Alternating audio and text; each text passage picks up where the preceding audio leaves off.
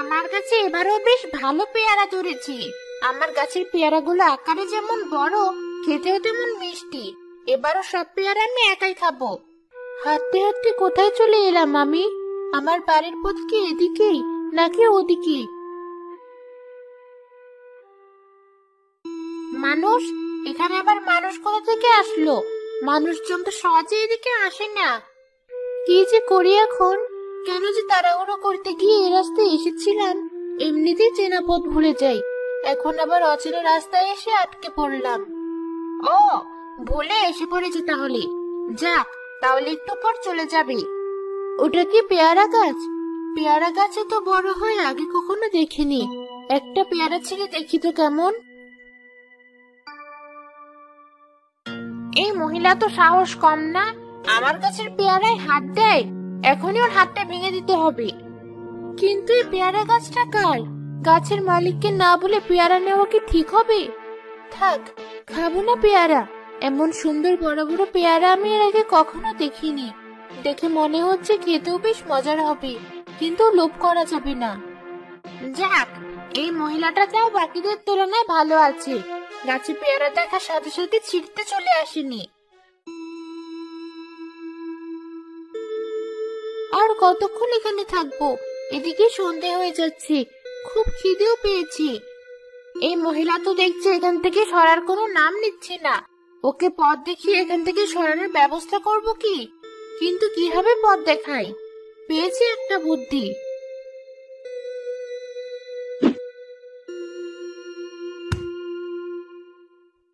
ওদিকে কিছু একটা শব্দ হলো মনে হয়। কারো পায়ের শব্দ, নাকি কেউ কোনো কিছু ছুঁড়ে মেরেছে?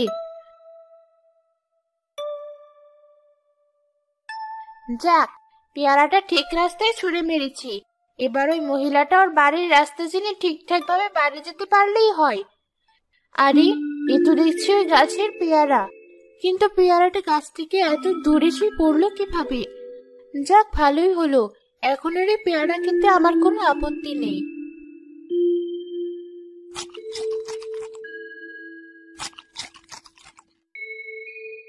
আরে, ওই মহিলা দেখছি রাস্তা দেখা বাদ দিয়ে পেয়ারা খাওয়া আরম্ভ করেছে।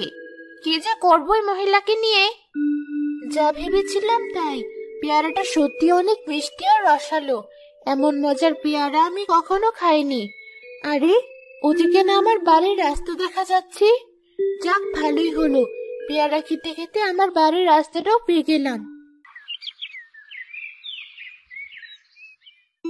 অবশেষে আপদ বিদায় হলো।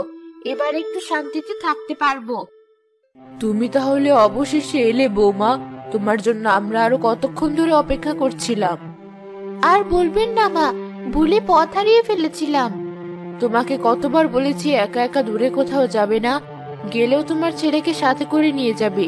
আমরা তো চিন্তায় পড়ে গিয়েছিলাম। তোমার হাতে ওটা কি মা? আর বলিস না, এই পেয়ারাটার জন্যই আজ পথ চিনে ঠিকঠাক মতো বাড়ি আসতে পেরেছি।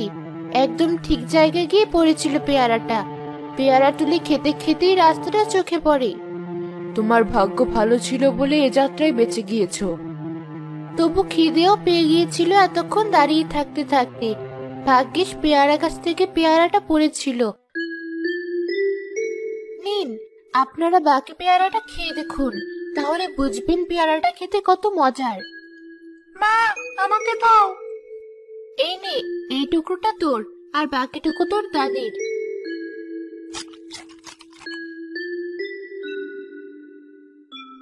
সত্যি পেয়ারাটা তো অনেক মজার বৌমা। পেয়ারা গাছটা কোথায় আছে যেন বলছিলে? ওই তো ওদিকে। তোমার ছেলেকে সাথে নিয়ে আরো কয়েকটা পেড়ে এনো ওই গাছ থেকে। সত্যি এমন মজার পেয়ারা আমি আগে কখনো খাইনি। আচ্ছা মা, আনবো। কিছুদিন পর শাকচুন্নি তার পেয়ারা গাছের পেয়ারা খাচ্ছিল বসে বসে। দুজন অচেনা লোকের নজরে সেই গাছটা পড়ে। গাছটাতে কত বড় বড় পেয়ারা ধরেছে দেখছিস? চল, একটা পেয়ারা পেরে খেয়ে দেখি কেমন। চল।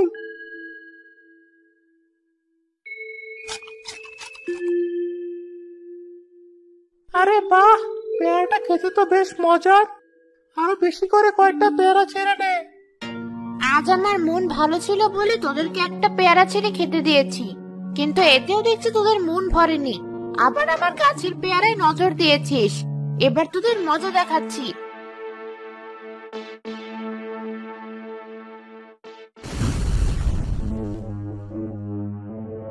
কি হলো, এমন করলি কেন? পেয়ারাটা তো হাতে দেওয়ার সাথে সাথে মনে হলো আমার হাত পুড়ে যাচ্ছে। কিসব উল্টা পাল্টা বলছিস? পেয়ারা নাকি চুলোর গরম পাতিল যে হাত পুড়ে যাবে?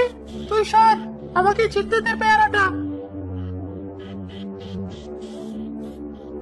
কি হলো, তুই পেয়ারাটাতে হাত দিয়ে এভাবে বরফের মতো দাঁড়িয়ে আছিস কেন? কথা বল, কথা কেন বলছিস না? অন্তত চোখের পলকটা তো ফেলবি। আমার কিন্তু এখন অনেক ভয় করছে। আরো হাত দাও আমার গাছের পেয়ারায়, এমন ভয় দেখাবো যে পেয়ারার নাম শুনলে আজীবন ভয় পাবি তোরা।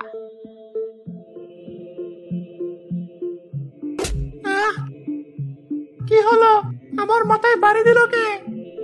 আমি দিয়েছি, তুই নড়াচড়া করছিলি না দেখে ভয় পেয়ে গিয়েছিলাম। খুব ভালো করেছিস। এতক্ষণ যাবৎ মনে হচ্ছিল আমি কোনো খারাপ স্বপ্নের মধ্যে ছিলাম, তুই আমাকে বাঁচিয়েছিস। এই গাছে নিশ্চয়ই কোনো খারাপ আত্মা বাস করে।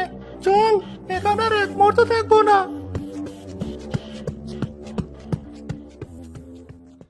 যাক, আপদ দুটো বিদায় হয়েছে। এখন আমি শান্তিতে আমার মতো পেয়ারা খাবো।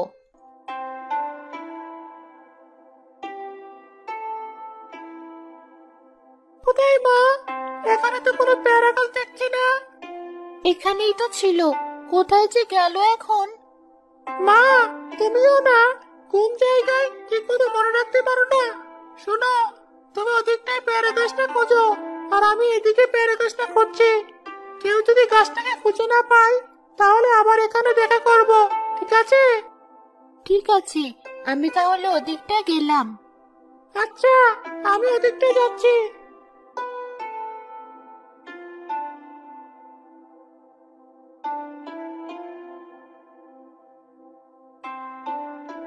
আরে বাহ, এদিক থেকে তো বেশ সুন্দর একটা গন্ধ আসছে। যাই, আর একটু এগিয়ে গিয়ে দেখি।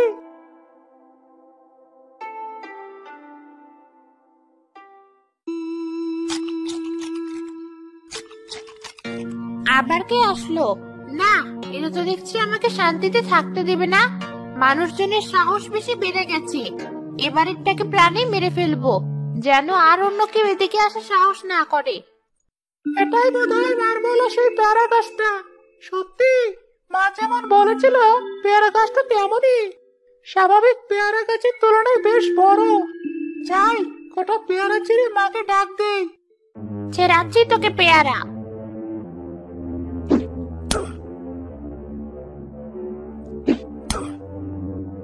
দেখি, এমন আদা খাওয়া সব পেয়ারা আমার দিকে ছুঁড়ে মারছে কি? আরো নিতে চাইবে আমার গাছের পেয়ারা? তবে কি? আর পেয়ারা টুকরাগুলো এত শক্ত হলো কিভাবে? আমার গায়ে লেগে রক্ত বেরোচ্ছে। এত সহজে তো তুই মরবি না, তাই আমি নিজ হাতেই তোকে মারতে এলাম। না, আমাকে ছেড়ে দাও। কি অপরাধ করেছি আমি, যার কারণে তুমি আমাকে এত বড় শাস্তি দিচ্ছ? আমার গাছের পেয়ারায় হাত দিয়েছিস, এটাই তোর অপরাধ। মা, আমাকে বাঁচাও। সুমন, কি হয়েছে তোর? তুমি কি করেছে আমার ছেলে? তুমি ওকে মারছো কেন? কি করেছে? এই পেয়ারা গাছ আমার, ও না বলে আমার গাছের পেয়ারায় হাত দিতে চেয়েছে। ছোট মানুষ, না বুঝে একটা ভুল করে ফেলেছি, তুমি ওকে ক্ষমা করে দাও। তুই না সেদিন পথ ভুলে এখানে চলে এসেছিলি, এখন আবার এখানে এসেছিস আমার পেয়ারা গাছের পেয়ারা চুরি করতে? দাঁড়া, তোকেও দেখাচ্ছি। না, তুমি আমাকে ভুল বুঝছো। আমি তো তোমার কাছ থেকে টাকা দিয়ে পেয়ারাগুলো কিনতে চেয়েছিলাম। সেদিন তোমার গাছের পেয়ারা খেয়েছিলাম বলে আজ তার বদলে তোমাকে একটা জিনিস দিতে এসেছি। কি জিনিস? পেয়ারার আচার, আমার নিজের গাছের পেয়ারার আচার। তোমার গাছের পেয়ারের মতন মজা না হলেও আমার গাছের পেয়ারা, তবুও যদি তুমি একটু খেয়ে দেখতে আমার খুব ভালো লাগতো। সত্যি তুমি আমার জন্য এনেছো এই আচার? হ্যাঁ। শাকচুন্নি তনুর ছেলেকে ছেড়ে দিল। সেই শাকচুনি থেকে স্বাভাবিক একটা মেয়ের রূপ ধারণ করলো। তারপর তনুর হাত থেকে আচারের বাটি নিয়ে মজা করে আচার খেতে থাকলো। তোমার হাতের বানানো আচার আমার নানির হাতের বানানো আচারের মতো মজা না হলে অনেক ভালো ছিল। আরো আছে কি আচার? না, শেষ। ও, অনেকদিন পর পেয়ারার আচার খেলাম, খুব ভালো লাগলো। তুমি কি এখনো আমাদের উপর রাগ করে আছো? না, আমার অনেক দিনের অপূর্ণ ইচ্ছা পূরণ করেছো তুমি। এখন তোমাদের প্রতি আমার আর কোনো ক্ষোভ নেই। আচ্ছা, তুমি তোমার গাছের পেয়ারার জন্য এমন আক্রমণাত্মক কেন? সামান্য কয়টা পেয়ারাই তো। সামান্য? হ্যাঁ, আমিও আগে তোমার মতো তাই মনে করতাম, কিন্তু কিছু মানুষ আমাদেরকে হাড়ে হাড়ে বুঝিয়ে দিয়েছে এই গাছের পেয়ারা সামান্য কিছু না।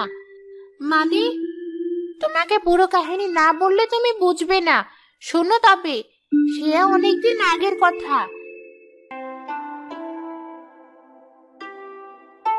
নানি, পেয়ারার আচার কোথায়? সারাদিন আচার খেয়ে এখন আবার আচার খুঁজে বেড়াচ্ছিস? কবেই তো শেষ হয়ে গেছে। এত তাড়াতাড়ি শেষ হয়ে গেল? তুমি দাঁড়াও, আমি আরো কয়েকটা পেয়ারা পেরে আনছি, আবার আচার বানাবে তুমি। আরে, আমার বয়স হয়েছে, আমাকে দিয়ে তো খাটনি খাটাস না তুই। যখন মরে যাব তখন টের পাবি। হয়েছে, নিজের নাতনির জন্য একটু বেশি করে আচার বানালে কিছুই হবে না তোমার। আমি পেয়ারা পেরে আনতে গেলাম। এই মেয়েকে দিয়ে যে আমি কি করব? এত বড় হয়ে গেল, তবুও ওর বুদ্ধি হলো না। এই যে, কে তুমি? আমাকে গাছের সামনে দাঁড়িয়ে কি করছো? তোমার গাছটা? আসলে আমি এই গাছ থেকে পেয়ারা পেরে খেতে চাইছিলাম, কিন্তু গাছটা বেশ বড়, কিভাবে পেয়ারা পারবো বুঝতে পারছিলাম না। ও, এই কথা। দাঁড়াও, আমি এখনই তোমাকে একটা পেয়ারা পেরে এনে দিচ্ছি। আচ্ছা।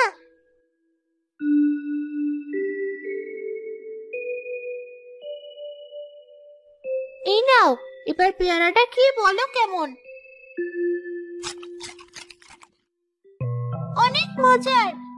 আচ্ছা, এবার যাও তাহলে, আমি এখন পেয়ারা পারবো। ঠিক আছে।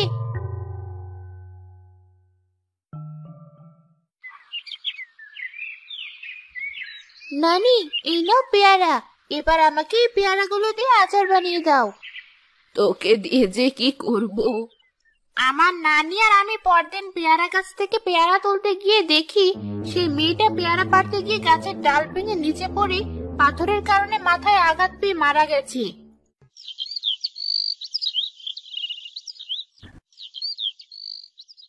কলঙ্কিনী গাছ, এই পেয়ারা গাছ। এমন অস্বাভাবিক বড় আকারের পেয়ারা গাছ আমি কখনো দেখিনি। এই গাছের কারণে আমার মেয়ে মারা গেছে। দয়া করে এই কাজ করবেন না মিয়া সাহেব। এই গাছের পেয়ারা বিক্রি করে আমি আর আমার নাতি একটু ভালোভাবে থাকতে পারি। আমার বাবা নিজে এই গাছটা লাগিয়েছিল, অনেক প্রিয় গাছ এটা আমাদের। যে গাছের কারণে আমার একমাত্র মেয়ে মরেছে, সে গাছের ফল খেয়ে তোরা বেঁচে থাকবি? তা আমি হতে দিতে পারি না। এই মতে কাটতো গাছটা। না, আমি বেঁচে থাকতে এই গাছ কাটতে পারবে না তোমরা। তোকে মেরে গাছটা কাটবো তাহলে। মতে, শুরু কর। মতি নানিকে মারা শুরু করে। আমি হাজার চেষ্টা করেও নানিকে বাঁচাতে পারি না। মিয়া সাহেব রাগের বশে আমাকে গলা টিপে মারেন। তারপর আমি এই গাছের শাকচুন্নি রূপে নতুন করে জন্ম নিই, আর ওদের দুজনকেই মারি। তোমার তো প্রতিশোধ নেওয়া হয়ে গেছে, তবুও তুমি এখানে কি করছো? ভয় দেখিয়ে মানুষকে গাছ থেকে দূরে রাখি, যেন তারা এই গাছের জন্য কোনো ক্ষতির মুখে না পড়ে। আমার নানিকে তো বাঁচাতে পারিনি, অন্তত তার প্রিয় গাছটার কিছু হতে দেব না। তোমার নানি তোমার জন্য পরবারে নিশ্চয় অপেক্ষা করছেন। তুমি এই গাছের দায়িত্ব আমাদেরকে দিয়ে নিশ্চিন্তে থাকতে পারো। আমরা এই গাছের যত্ন করব। সত্যি বলছো? হ্যাঁ, সত্যি। আমি এতদিন তোমার মতোই কারো অপেক্ষা করছিলাম, অবশেষে আমার অপেক্ষা শেষ হলো। বিধাতা তোমার মঙ্গল করুক। পেয়ারা গাছের শাকচুন্নি রাস্তা মুক্তি পেল।